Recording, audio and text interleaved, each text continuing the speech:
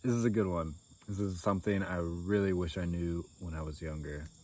This idea of choosing happiness as a spiritual practice. And this is coming from someone that spent many years just depressed, angry, sad. My early 20s were tough. I remember once I was sitting on a bench in the city and this lady just stopped and she just told me, it's gonna be all right. She could just feel the sadness around me as I was sitting on this bench and wanted to give me some comforting words. That's how depressed I was. People felt the need to stop and tell me it's gonna be okay. And sometimes you're just gonna have to feel bad until you can feel good. Let me just preface with that. That's just the way it is. You might be dealing with some circumstance, some situation where you're just gonna be in it for a little bit. But this idea of choosing happiness as a spiritual practice. I think I first heard about this from Michael Singer. I forget which book he spoke about this, but he talked about how you can choose to be happy regardless of your situation. So why does this work? First of all, like what's the reason behind this? If you're trying to transform your life, if you're trying to actualize, you're trying to grow, which is what all these videos are all about, you're gonna need energy. You're gonna have to create an alchemical change in yourself. And in order to do that, you're gonna need energy. And the more energy you have, the more you're able to affect change within your life. When you're all sad, depressed, you have no energy. Just look at the word depressed. You're pressed into yourself. You aren't expressing, you're depressing. You're pushed in, you're low. So when you're low, you don't have energy, you're stuck. You're just wallowing in this stuckness, and you can stay stuck in this stuckness. You can just loop and loop and loop forever until you die, until the next lifetime. Or you can choose, at the very least, to accept your situation, whatever it is, wherever you find yourself. When you accept where you are, you allow some grace to enter your life. Because you can only do so much on your own willpower.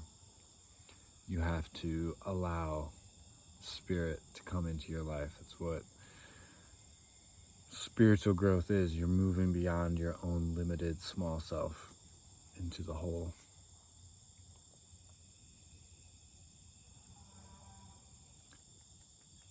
So accepting where you are, you can even embrace it. Accept and embrace where you are. And just this change in your perception allows more energy to start flowing through you. And like I said, more energy, more potential for change. Once you change your inner state, then your outside world will reflect that.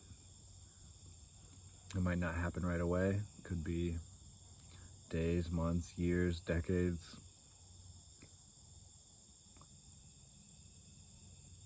But let's do a little thought experiment. Let's say, for my own life, I'm working a mundane job that I don't want to do. I was working in a factory for a while, building things all day. Just repetitive, boring, horrible hours. It was what it was. And I treated that job like this is my Zen temple. Okay, so the thought experiment is wallow in your self-pity or accept, allow, and embrace what you're going through. So you wallow through the job, you hate it.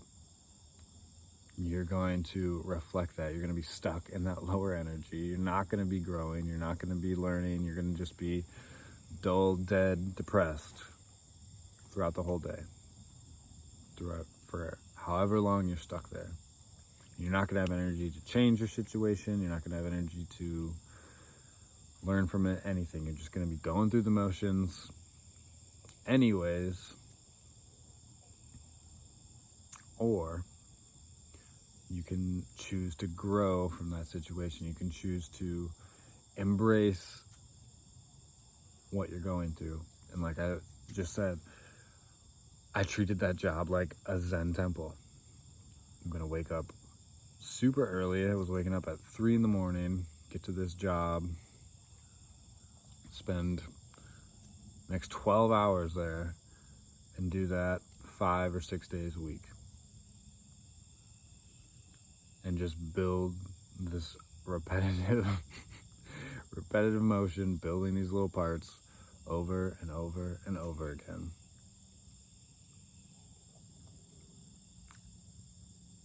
And if you think about what a Zen temple is, they're waking up super early, just meditating for probably 12 to 18 hours a day, eating the same bland food, doing the same exact thing over and over and over again.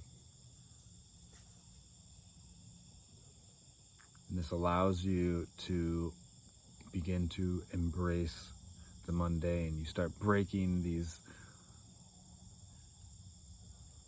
loops that your mind is caught in.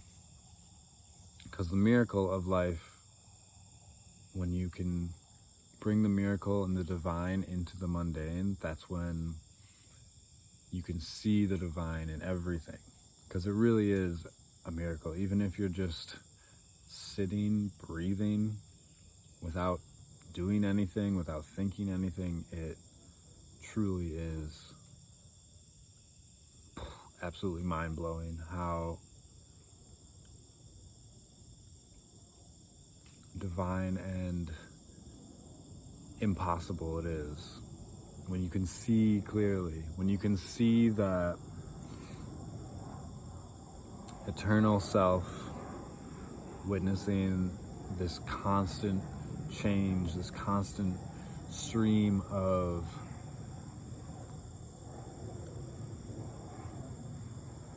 and evolution, change. It's just, you can't stop. Try and stop time. Try and stop the sun from coming up. Try and stop the clouds from moving. Try and stop anything. But when you can see that, it's just miraculous. It's a miracle how it all goes, how you can inhale this energy from the universe and exhale, and you don't need anything. That's my point. You can be doing the most mundane job. You can be doing something you don't want to do,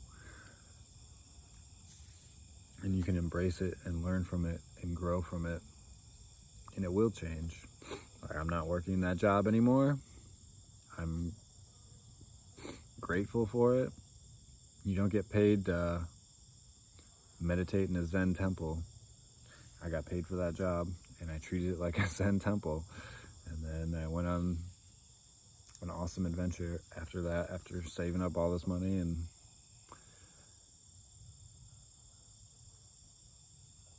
so I learned this, I guess I kind of learned this happiness as a spiritual practice before I even read that book. But reading that in text really solidified for me how important it is to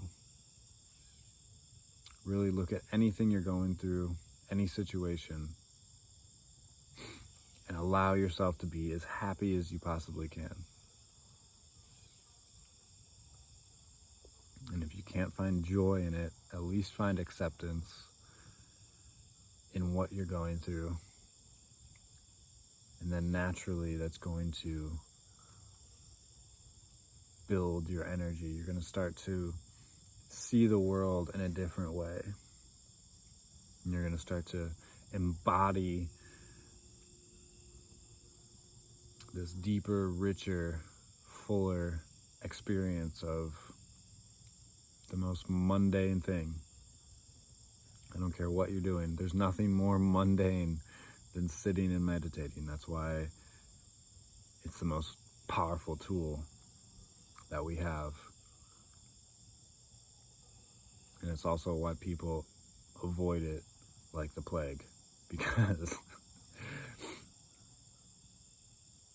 it's gonna force you to see yourself and realize a lot of things that you might not want to see, you might not be ready to see.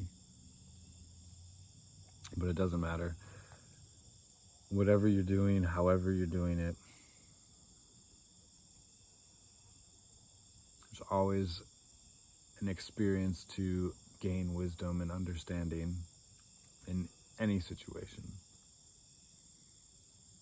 And if you can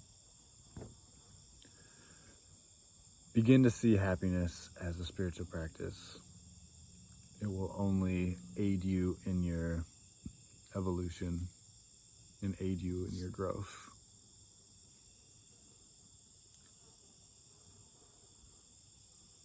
Which you're going to do inevitably someday, regardless. So, might as well start today. I love you. If you want to do a private consult, reach out to me. Otherwise, enjoy the rest of your day.